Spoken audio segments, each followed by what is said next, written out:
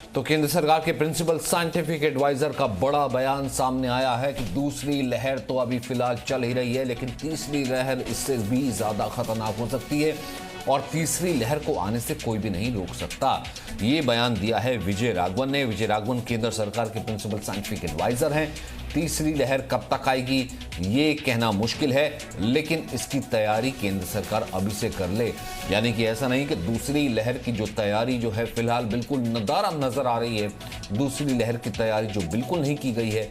दूसरी लहर की तैयारी के बाद तीसरी लहर कहा जा रहा है कि वो आना बिल्कुल तय है और तीसरी लहर की तैयारी केंद्र सरकार को अभी से शुरू कर देनी चाहिए।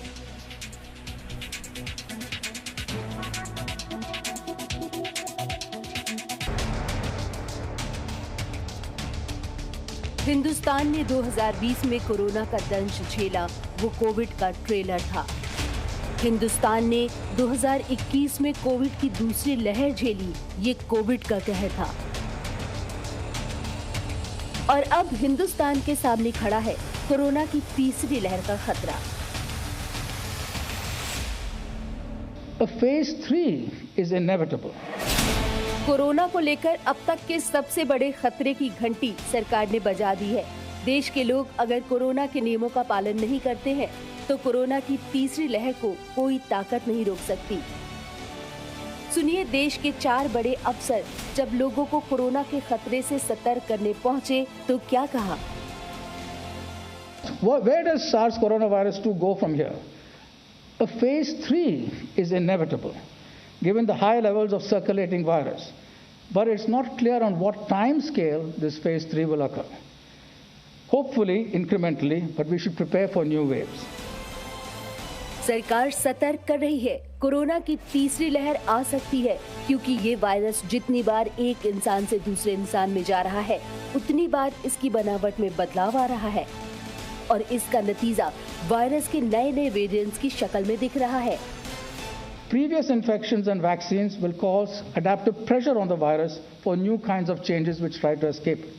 And therefore we should be prepared by scientifically to take care of that. मतलब भारत में अभी जितनी तेजी से संक्रमण फैल रहा है, उससे भी वायरस रूप बदल रहे हैं और वैक्सीनेशन वाली आबादी से जब वायरस का सामना हो रहा है तो उससे भी कोरोना के वायरस में बदलाव हो रहा है। सरकार चेतावनी दे रही है कि देश में कोविड की तीसरी लहर जरूर आएगी, इसलिए लोग कोविड के नियमों का पालन करते रहें। सोशल डिस्टेंसिंग और मास्क से ही कोविड थमेगा, क्योंकि संक्रमण के फैलाव के कारण कोविड का वायरस हर वक्त रूप बदल रहा है। सुप्रीम कोर्ट ने कोरोना को लेकर बीएमसी की पीठ थपथपाई। सुप्रीम कोर्ट ने मुंबई मॉडल की तारीफ की तो उद्धव सरकार फूले नहीं समा रही है। उद्धव सरकार ने इसे लोगों की जीत बताया और तीसरी लहर की तैयारी का भरोसा दिया। तिसऱ्या लाटेसाठी तयार रहा, हे जे काय आता आपल्या केंद्राचे देशाचे वैज्ञानिक सल्लागार बोलत आहेत, आपण याची तयारी सुरू केलेली आहे। हालांकि महाराष्ट्र में फिर से कोरोना की रफ्तार बढ़ गई है। ऐसे में पूरे देश के साथ महाराष्ट्र कोरोना की दूसरी लहर में ही एक सांस के लिए हाफ रहा है। ऑक्सीजन की किल्लत की मार झेल रहा है और तीसरी लहर का कोरोना न जाने किस तरह का संकट खड़ा करेगा। इसलिए इस कोरोना के कहर को रोकने का उपाय सिर्फ हर भारतवासी की सतर्कता में है। ब्यूरो रिपोर्ट, जी मीडिया। दिल्ली में ऑक्सीजन किल्लत पर आज अहम सुनवाई होने वाली है। सुप्रीम कोर्ट में सुबह 10:30 बजे ये अहम सुनवाई होगी। दिल्ली में ऑक्सीजन सप्लाई पर केंद्र को जवाब देना है। विस्तृत हलफनामे के दवा में महत्वपूर्ण बिंदुओं पर जवाब देना है। कहां से ऑक्सीजन आएगी, कैसे सप्लाई होगी, इसको लेकर के जवाब देना है। दिल्ली में ऑक्सीजन सप्लाई पर कमेटी बन सकती है। सुप्रीम कोर्ट आज विशेषज्ञों की कमेटी बना सकता है।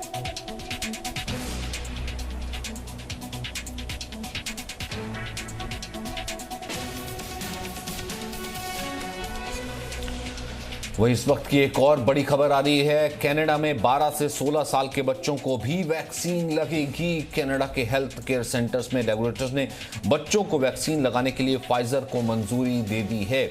अगले हफ्ते अमेरिका में भी बच्चों को वैक्सीन लगाने के लिए फाइजर को मंजूरी मिल सकती है।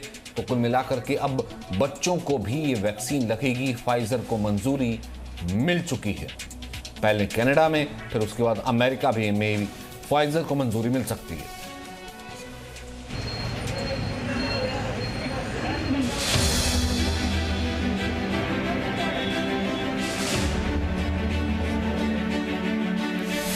तो अब नए कोरोना से दहशत है, वहीं दूसरी तरफ कहा जा रहा है कि तीसरा म्यूटेंट भी आ सकता है। वहीं देश में एक और कोरोना की दवा को, अच्छी खबर यह है कि कम से कम इस बुरी खबरों के बीच में कि एक और दवा को मंजूरी मिल गई है।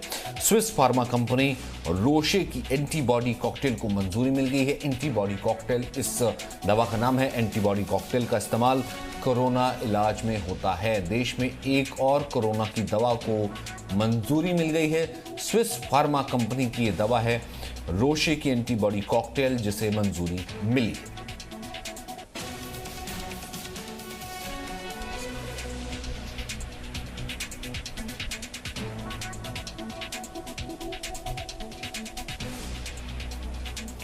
वहीं दूसरी तरफ कोरोना के एक और दूसरे म्यूटेंट को लेकर के दहशत बढ़ गई है, क्योंकि पहले तो दूसरे म्यूटेंट को लेकर ही कहा जा रहा है कि दूसरी वेव जो है बहुत ज़्यादा खतरनाक है, लेकिन इससे पहले ही आगाह कर दिया गया है कि तीसरी वेव भी आ सकती है। डबल म्यूटेंट के बाद तीसरा म्यूटेंट भी आ सकता है, जो कि और ज़्यादा घातक हो सकता है, ज़्यादा घातक हो सकता है। नए वेरिएंट का नाम N440K है। दक्षिण भारत के राज्यों में नए वेरिएंट का असर भी दिखने को मिला है। आंध्र प्रदेश, तेलंगाना, कर्नाटक और छत्तीसगढ़ में इसका असर देखने को मिला है।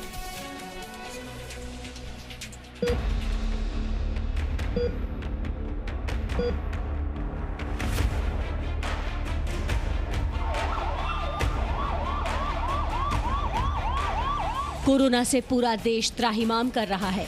एक वायरस जो नाक और मुंह के जरिए इंसान के शरीर में घुस रहा है और फेफड़ों को तबाह कर दे रहा है।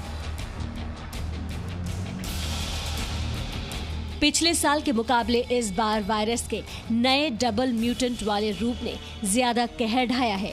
कोरोना का ये डबल म्यूटेंट रूप B.1.617 वेरिएंट के नाम से पहचाना गया है, लेकिन अब खतरा 15 गुना ज्यादा बढ़ गया है, क्योंकि वैज्ञानिकों के शोध में पता चला है कि कोरोना का नया वेरिएंट डबल म्यूटेंट से भी 15 गुना ज्यादा घातक है और इस नए वेरिएंट का नाम है N440K।